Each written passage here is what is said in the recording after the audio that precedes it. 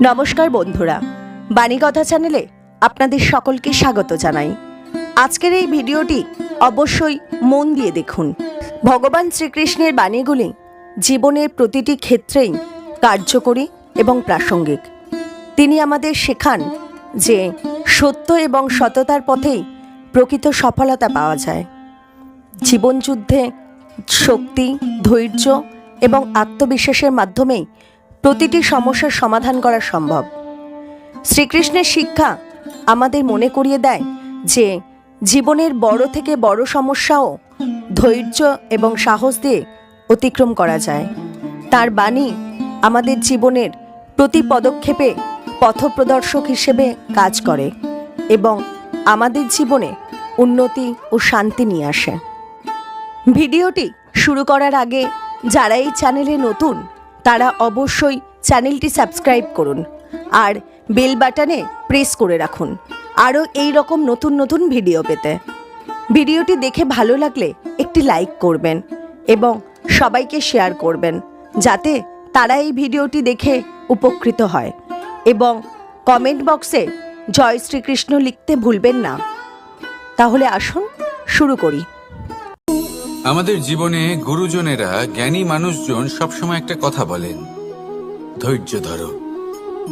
শুধুমাত্র দুটো শব্দ, কিন্তু কতটা বিশাল সেটা বোঝার চেষ্টা করুন। ছোট একটা অস্ত্র হাতে নিন এবং একটা বিশাল পর্বতে নিরন্তর প্রহার করতে থাকুন। ধৈর্য ধরে সেই কাজ করতে থাকুন। এমন একদিন আসবে এই বিশাল পর্বতে আপনি একটা পথ তৈরি করবেন। কোনো ধনুর্ধর যখন নিজের বিদ্যা অর্জন করেন তখন তাকেও ধৈর্য ধরতে হয়, তার নিজেকে সময় দিতে হয়, তবেই সে ধনুর্বিদ্যা শিখতে পারে। সেইভাবে আমাদের জীবনেও ধৈর্য ধরার খুব প্রয়োজন। পরিবারে ধৈর্য রাখতে পারলে তাহলে আস্তে আস্তে দেখবেন প্রেম বৃদ্ধি পাচ্ছে। সমাজে যদি ধৈর্য রাখতে পারেন তাহলে আস্তে আস্তে এই সমাজ আপনাকে সম্মান করবে। যদি নিজের জীবনে ধৈর্য রাখতে পারেন তাহলে নিজে থেকেই আত্মবিশ্বাস বাড়বে, নিজের বিকাশ হবে। জীবনে সবই সম্ভব যদি ধৈর্য রাখতে পারেন। হয়তো আস্তে আস্তে হবে, কিন্তু হবে অবশ্যই। শুধু ধৈর্য রাখুন, কারণ ধৈর্যই সব থেকে বড় পুঁজি। আসুন আর আমার সাথে ভালোবেসে বলুন, রাধা রাধা। আমাদের জীবনে যখনই আমরা কোনো বড় দায়িত্বের সম্মুখীন হই তখন আমরা তার থেকে দূরে পালাই আর এই অজুহাত দিই যে না না, এত বেশি ভার বহন করার যোগ্যতা আমার নেই, আমি করতেই পারবো না। দেখুন, এই সংসারে ভিন্ন ভিন্ন ধরনের গাছ আছে, ছোট গাছ, বড় গাছ, কিন্তু বটগাছের মতো বড় এবং নিবিড় গাছ আর একটাও নেই। সে নিঃস্বার্থভাবে এই সংসারকে সেবা করে যায়, ছায়া প্রদান করে, শীতলতা প্রদান করে। আর যখন এমন সময় আসে যখন তার ওপর বোঝা অত্যন্ত বেড়ে যায়, সে কিন্তু কোনোভাবেই ভেঙে পড়ে না। তখন সে নিজের নিঃস্বার্থ কর্মের ফল লাভ করে, সেই নিঃস্বার্থ কর্ম যা সে করেছে। তার দেহ থেকে ছোট ছোট ঝুড়ি বার হয় এবং তা কাণ্ডের আকার ধারণ করে। সেই কাণ্ড মাটির কাছে পৌঁছয় এবং তারপর তা বটগাছের সহায়ক হয়ে ওঠে। সে ভেঙে পড়ে যায় না। এইভাবে আপনিও জীবনে নিঃস্বার্থভাবে সবার সেবা করুন, ভালোবাসুন, সবাইকে সাহায্য করুন। যেদিন আপনার ওপর বোঝা অত্যন্ত বেড়ে যাবে সেদিন এই সব মানুষ আপনাকে সাহায্য করার জন্য আসবেন, আপনার শক্তি হয়ে উঠবেন, আর আপনি বটগাছের মতোই মহান এবং বিশাল হয়ে উঠবেন। আসুন আর আমার সাথে ভালোবেসে বলুন, রাধা রাধা। একটা শব্দ আছে, পরিস্থিতি। অনেক মানুষের মুখে আমরা এই শব্দ শুনি। জীবনে যখন অসফল হই, দুঃখ আসে, সংকট আসে, কোনো বিপদ ঘনিয়ে আসে, তখন সমস্ত দোষ আমরা পরিস্থিতির ওপর চাপিয়ে দিই। আর দেখতে গেলে কোথাও না কোথাও ঠিকই করি। এই পরিস্থিতি প্রত্যেক দিনের মতো পাল্টাতে থাকে, কিন্তু এই দিন, এই রাত, এমন কেউ আছেন যিনি এর ওপরেও নিয়ন্ত্রণ সাধন করেন, আর তিনি হলেন সূর্য। ঠিক সেই রকমই আমাদের জীবনেও সূর্য হলো এই মন। যদি এই মনের উপর আমরা নিয়ন্ত্রণ করতে পারি তাহলে আমরা জীবনকেও নিয়ন্ত্রণ করতে পারব। প্রথমে এই মনের রাজা হয়ে উঠতে হবে।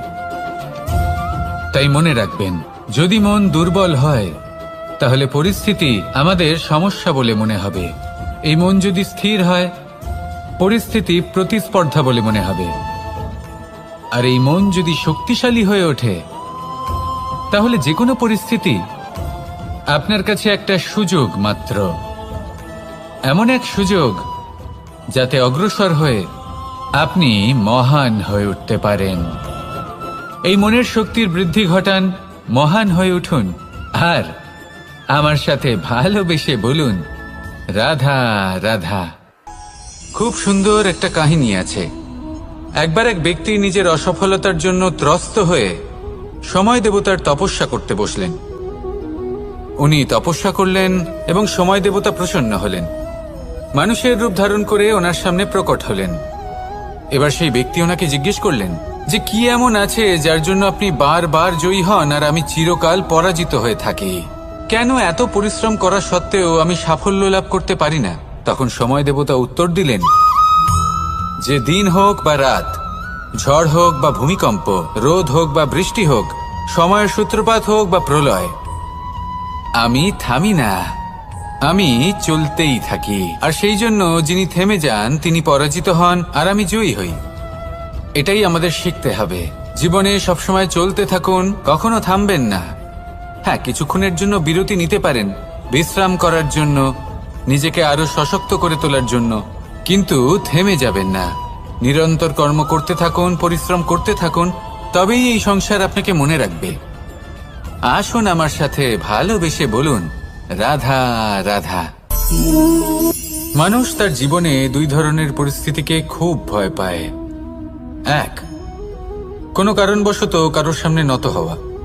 দুই, কোনো কারণে নিজের চরিত্র থেকে, নিজের মূল্যবোধ থেকে বিচ্যুত হওয়া।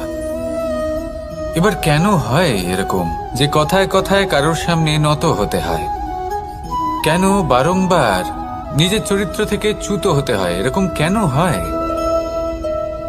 এটা তখনই হয় যখন আমাদের শিক্ষা এবং মূল্যবোধের অভাব থাকে। যদি মানুষের মধ্যে প্রকৃত শিক্ষা থাকে তাহলে এই সংসারে কোনো সময় এবং কারোর সামনেই নত হওয়ার কোনো প্রয়োজন নেই। যদি মানুষের মধ্যে মূল্যবোধ থাকে তাহলে তাকে নিজের মূল্যবোধ বা চরিত্র থেকে বিচ্যুত হতে হয় না, তা সে যাই হয়ে যাক না কেন। কোনো বালককে যদি জন্ম থেকেই সুশিক্ষার অধিকারী করা হয়, শিক্ষিত করা হয়, মূল্যবোধের অধিকারী করা হয়, তবে সে এই সংসারে এমন কর্ম করবে যাতে সে নিজেকে, নিজের পরিবারকে, সমগ্র সমাজকে গর্বিত করতে পারে। শিক্ষা লাভ করুন, মূল্যবোধ লাভ করুন এবং আমার সাথে ভালোবেসে বলুন, রাধা রাধা। আমাদের সকলের জীবনে একটা লক্ষ্য থাকে যেটা আমরা লাভ করতে চাই। ঠিক যেন একটা প্রতিস্পর্ধা বিদ্যমান যে কে সব থেকে আগে নিজের লক্ষ্যে পৌঁছতে পারবে। আর সেই জন্য আমরা সকলেই খুব তাড়াতাড়ি এগোতে চেষ্টা করি, বড় এবং দীর্ঘ পদক্ষেপ ফেলি যাতে তাড়াতাড়ি নিজের লক্ষ্যে পৌঁছতে পারি। কিন্তু এক অত্যন্ত গুরুত্বপূর্ণ বিষয় আছে, সবসময় লক্ষ্য সামনে থাকবে না, কখনো কখনো তা খুঁজতে হয়। এই যাত্রা খুব কঠিন হতে পারে। আর ঠিক এই কারণেই সবসময় দ্রুত গতিতে চলা বা তাড়াতাড়ি পথে চলা সেটা আবশ্যক নয়। তার থেকেও বেশি গুরুত্বপূর্ণ হলো ভেবেচিন্তে তারপর পথ চলা। যদি ভেবেচিন্তে পদক্ষেপ ফেলেন, চলতে পারেন, তাহলে সেটাই সর্বশ্রেষ্ঠ পদক্ষেপ। কখন কোন দিকে যেতে হবে, কখন কোথায় দিক পাল্টানো যাবে না, কখন গতি বেশি রাখতে হবে, কখন কম, কখন থামবো, কখন চলবো, এই সব কিছুর বিষয়ে জ্ঞান অত্যন্ত গুরুত্বপূর্ণ এবং ভেবে চিন্তে চলতেই হবে। সেই জন্য শুধু তীব্র গতিতে সামনে এগোলে চলবে না, ভাবনা চিন্তা করে এগোতে হবে। আসুন আমার সাথে ভালোবেসে বলুন, রাধা রাধা। পায়েস হলো আমার বিশেষ প্রিয়। এর মধুর স্বাদ মনকে প্রফুল্ল করে তোলে। ছোটবেলায় মা আমার জন্য পায়েস বানাতেন এবং আমাকে বলতেন যে গরম থাকতে থাকতে খেয়ে নে কানাই, ঠান্ডা হয়ে গেলে ভালো লাগবে না। কিন্তু আমিও দুষ্টু ছিলাম, ঠান্ডা হওয়া পর্যন্ত অপেক্ষা করতাম, আর ঠান্ডা হয়ে যাওয়ার পরে মার কাছে যেতাম আর ওনাকে বলতাম যে মা, পায়েস তো ঠান্ডা হয়ে গেছে, এটা গরম করে দিন। তখন মা হাসতেন আর বলতেন যে পায়েস না হয় আমি আবার গরম করে দেব কানাই, কিন্তু এর মধুর স্বাদ, সেই মিষ্টত্ব, সেই সুবাস, সেটা আবার ফিরে আসবে না। কথাটা সত্যি। আর এই সত্যটাই আমাদেরও জীবনের সত্য। আমাদের জীবনের মধুর সম্পর্কগুলি, এতে যখন কটুভাব প্রবেশ করে তখন সেই মিষ্টত্ব ফিরিয়ে আনা প্রায় অসম্ভব ব্যাপার হয়ে যায়।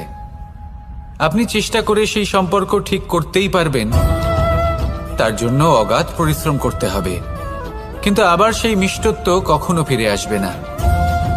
সেই জন্য আপনার জীবনের যে মধুর সম্পর্ক আছে, যতটা সম্ভব চেষ্টা করুন তাতে মিষ্টত্ব বজায় রাখতে। কটুভাব আসতে দেবেন না।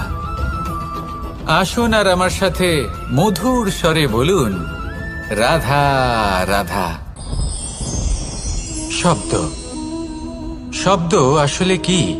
শুধুই কয়েকটি অক্ষরের সমষ্টি, নাকি আমাদের বাণী? এই শব্দ এমন এক শক্তি যা কাউকেই নিজের বশবর্তী করে ফেলতে পারে। শব্দ এমন এক অস্ত্র যা কাউকে ক্ষত বিক্ষত করে দিতে পারে। এই শব্দ হলো একটি নাদ স্বরূপ, যা কোনো ঘুমন্ত ব্যক্তিকেও জাগিয়ে তুলতে পারে এবং নিজের লক্ষ্যের দিকে অগ্রসর করতে পারে। শব্দে এত শক্তি আছে যে কারোর মনে এতটা আঘাত দিতে পারে যে সে হয়তো জীবনে আর কখনো এগোতেই পারল না। তাহলে এই শব্দের প্রয়োগ খুব ভেবেচিন্তে করবেন। এবং এই শব্দের মতোই হলো নীরবতা। অনেক সময় এই নীরবতা আমাদের সহায়ক হয়ে ওঠে। অনেক সময় এটা আমাদের অনুশোচনাকে অনেক বেশি বাড়িয়ে তুলতে পারে। ভীষ্ম পিতামহ, অঙ্গরাজ কর্ণ, যখন দ্রৌপদীর বস্ত্রহরণ হচ্ছিল তখন এনারা নীরব ছিলেন। দুর্যোধনের বিরোধিতা করেননি, ওকে বাধা দেননি। আর তারপর কি হলো সেটা আপনারা সকলে জানেন। দেখতে গেলে নীরবতা চুপ করে থাকা, কিন্তু যদি কোনো দুষ্টের সামনে চুপ করে থাকেন, যদি তার বিরোধিতা না করতে পারেন, তাহলে এই নীরবতাই অনেক বড় পাপের আকার ধারণ করে। মনে রাখবেন আর আমার সাথে ভালোবেসে বলবেন, রাধা রাধা। আভূষণ, কার না ভালো লাগে এই আভূষণ? আমরা পরিশ্রম করি, ধন অর্জন করি আর আভূষণ কিনে থাকি, কখনো নিজের জন্য, কখনো বা তাদের জন্য যাকে আমরা ভালোবাসি, বা তাদের জন্য যাকে আমরা সম্মান করি। হয়তো সেই জন্যই সীতা চূড়ামণি ধারণ করেছিলেন এবং আমি সামন্তকমণি। কিন্তু এটাই কি সেই প্রকৃত আভূষণ যা আপনার মূল্য বৃদ্ধি করে? না। শ্রীরামের আভূষণ হলো ওনার নম্র ভদ্র ব্যবহার। মাতা সীতার আভূষণ হলো ওনার সততা, ওনার নিষ্ঠা, ওনার ত্যাগ। অর্জুনের আভূষণ ছিল ওনার একাগ্রতা। রাধার আভূষণ ওনার প্রেম। এই আভূষণ কোথাও নেই, আপনার মনে আছে। যদি আপনার মনে মিষ্টতা থাকে, তা শান্ত হয়, তাতে সততা থাকে, নিষ্ঠা থাকে এবং প্রেম থাকে, তাহলে আপনার অন্য আর কোনো আভূষণের কোনো প্রয়োজন নেই। আপনি যতই ভিড়ের মাঝে থাকুন, আপনার ঔজ্জ্বল্য চোখে পড়বে। আসুন আর আমার সাথে ভালোবেসে বলুন, রাধা রাধা। এই সংসারের সবথেকে বড় সত্যি হলো জন্ম এবং মৃত্যু, কিন্তু আরো বড় একটা সত্য আছে, মিত্র এবং শত্রু, যা আমাদের সকলের জীবনে থাকে। মিত্র সে যে আমাদের সঙ্গ দেয় এবং সংসারের সবথেকে উঁচু শিখরে আমাদের নিয়ে যায়, এবং শত্রু সে যে যে কোনো মুহূর্তে যে কোনো শিখর থেকে আমাদের নিচে ফেলে দিতে পারে। এবার বিচিত্র ব্যাপার হলো এটাই যে আমরা নিজেরাই এদের সাথে নিয়ে চলি, নিজেরাই এদের পালন করি। তা কি করে? প্রথমে বুঝুন এই মিত্র এবং শত্রু কারা। আপনার নিজের মন, আর কেউ নয়। এই মনই হলো মিত্র যখন তাতে ভারসাম্য বজায় থাকে, তা নিয়ন্ত্রিত থাকে, তা পবিত্র হয়। কিন্তু যদি এই মন অনিয়ন্ত্রিত হয়ে পড়ে, যদি আপনাকে সে নিয়ন্ত্রণ করতে শুরু করে, তখন সেই আপনার সবথেকে বড় শত্রু হয়। সেই জন্য এই মনের ওপর নিয়ন্ত্রণ রাখতে শিখুন, এতে ভারসাম্য বজায় রাখতে শিখুন। তাহলে আপনি এমন এক বন্ধুকে পাবেন যে আপনাকে এই সংসারের শিখরে পৌঁছে দেবে। আসুন আমার সাথে ভালোবেসে বলুন, রাধা রাধা। ঈশ্বর আসলে কে? সংসারের বেশিরভাগ মানুষের কাছে ঈশ্বর হলেন এই সংসারের রচয়িতা, পালনকর্তা। কারোর কাছে উনি জ্ঞাতা, কারোর কাছে উনি হলেন আস্থার প্রতীক, আবার কারোর জন্য শুধুমাত্র অন্ধ বিশ্বাস। কিন্তু এই ঈশ্বর কি কোনো শরীর, নাকি একটা বোধ, নাকি শুধুই শ্রদ্ধা? ঈশ্বর হলেন তিনি যিনি হলেন আপনার ইষ্ট। সেই জন্যই তো গুরু, মাতা, পিতা এনাদেরও ঈশ্বরই বলা হয়েছে। যাদেরকে আমরা ঈশ্বর বলে মনে করি, যারা আমাদের ইষ্ট, তারা আমাদের একটি পথ দেখান, একটি দিকে চালিত করেন। সেই পথে চলে আপনি শুভ কর্ম করতে পারেন। আর যখন কোনো ব্যক্তি তার ঈশ্বরের আদেশ পালন করেন, তখন সে নিজে থেকেই শুভ পথে অগ্রসর হয়ে যান। বেশ কয়েকজন মানুষ ঈশ্বরের ওপর আস্থা রাখেন এবং ভাবেন যে অনুচিত কোনো কাজ করা উচিত নয়, ঈশ্বর দেখছেন। ওনারা ভয় পান যে কোনো অনুচিত কর্ম করলে কে জানে তার পরিণাম কি হবে। এমন অনেক ব্যক্তি রয়েছেন যারা ঈশ্বরকে বিশ্বাস করেন এবং জানেন যে ঈশ্বর তাদেরকে দেখছেন, তাই যে যে শুভ কর্ম ওনারা করেছেন তার ফল তারা অবশ্যই পাবেন। এবার আপনি ভয় পেয়ে ঈশ্বরকে বিশ্বাস করবেন, নাকি বিশ্বাসের দ্বারা ঈশ্বরকে বিশ্বাস করবেন, সেই সিদ্ধান্ত আপনারই। কিন্তু হ্যাঁ, যদি আপনার মনে ঈশ্বরের জন্য কোনো স্থান থাকে, যদি আপনার কোনো ইষ্ট থাকেন, যদি আপনি কাউকে ঈশ্বর মনে করেন, যার প্রত্যেক আদেশ আপনি পালন করে থাকেন, তাহলে বলি, ঈশ্বর কখনো আপনাকে অনুচিত পথে চালিত করবেন না। আসুন আমার সাথে ভালোবেসে বলুন, রাধা রাধা। এই সংসারে ভিন্ন ভিন্ন ধরনের গাছ আছে, অসংখ্য ধরনের প্রজাতি আছে। কিছু গাছ পাতা দিয়ে থাকে, কিছু ফুল, কিছু ফল। কেউ ছায়া প্রদান করে, কেউ শীতলতা প্রদান করে, কেউ নিজেকে খুব কষ্ট দিয়ে এই সংসারের বিকাশে সহায়ক হয়ে ওঠে। কিন্তু এই সবার মধ্যে একটা বিষয় কিন্তু সমান, এরা প্রত্যেকেই পাতা ছাড়া, ফুল ছাড়া, ফল ছাড়া জীবিত থাকতেই পারে, কিন্তু কোনো বৃক্ষই শিকড় ছাড়া বেঁচে থাকতেই পারে না। এটাই হলো রাধার। ঠিক সেইভাবেই আমাদের জীবনে শক্তি হোক, ধন হোক বা সাফল্য হোক, আমাদের বা আমাদের পরিবারের প্রসন্নতাই হোক, এই সব কিছুর আধার হলো, সবকিছুর মূল হলো পরিশ্রম। তাই জীবনে চিরকাল পরিশ্রম করতে থাকুন। যদি আপনি জীবনে মহান হবার পথে অগ্রসর হতে চান, তাহলে পরিশ্রম করুন। এই পরিশ্রম দ্বারাই নিজের পরিবারকে প্রসন্ন করুন, নিজের বন্ধুদের প্রসন্ন করুন, এই সমাজকে গর্বিত করুন। আসুন আমার সাথে ভালোবেসে বলুন, রাধা রাধা। কখনো কোনো বাগানের কোনো বৃক্ষকে দেখেছেন যেখানে সুগন্ধি ফুল থাকে, রসালো ফল থাকে? তখন মন প্রফুল্ল হয়ে ওঠে, মন থেকে সেই বৃক্ষের প্রতি ভালোবাসা জন্মায়। কিন্তু যিনি বাগানের মালিক, শুধুমাত্র তিনিই জানেন যে কিভাবে এই বৃক্ষকে আগলে রাখতে হয়, কিভাবে তার পরিচর্যা করলে এতে সুন্দর সুগন্ধি ফুল হবে, রসালো ফল হবে। কখনো কখনো প্রয়োজনের থেকে বেশি রোদ পেলে এই বৃক্ষগুলি শুকিয়ে যায়, প্রয়োজনের থেকে কম রোদ পেলেও এই বৃক্ষ কিন্তু শুকিয়ে যায়। প্রয়োজনের থেকে কম জল যদি পায়, এই বৃক্ষ শুকিয়ে যেতে পারে। প্রয়োজনের থেকে অতিরিক্ত জল যদি পায়, তখনও এই বৃক্ষের শিকড়গুলি নষ্ট হয়ে যেতে পারে। এবার এটাই কিন্তু আমাদের সংসারের সাথেও হয়। আমাদের সংসারের সকল প্রতিভাশালী ব্যক্তি, যেমন লেখক, বিচারক, প্রবক্তা, যোদ্ধা, এদের সবার ক্ষেত্রে এই কথাটাই প্রযোজ্য। যদি বেশি প্রশংসা করা হয়, তাহলেও এরা হারিয়ে যাবেন। প্রয়োজনের থেকে বেশি যদি নিন্দা করা হয়, তখনও তারা নত হয়ে পড়বেন। তাহলে আপনি এদের রক্ষা করুন এবং নিজেদেরও। মনে রাখবেন একটা কথা, জেনে রাখুন কখন কোন নিন্দায় আপনি লজ্জিত হবেন না, আর কখন কোন প্রশংসার দ্বারা নিজের মধ্যে অহংবোধ জাগ্রত করবেন না। এই মন সুপ্রসন্ন হয়ে বলবে, রাধা রাধা। যদি আমি কোনো বনে যাই, কোনো নির্জন বনে, সেই বনের বিষয়ে, সেই পথের বিষয়ে, গাছপালার বিষয়ে, পশুপক্ষীর বিষয়ে আমার যদি কোনো জ্ঞান না থাকে, সেই বনের ক্ষুদ্র থেকে ক্ষুদ্রতর অংশের বিষয়ে যদি আমার কোনো জ্ঞান না থাকে, তাহলে হতেই পারে সেই বনে কোথাও আমি হারিয়ে যাব।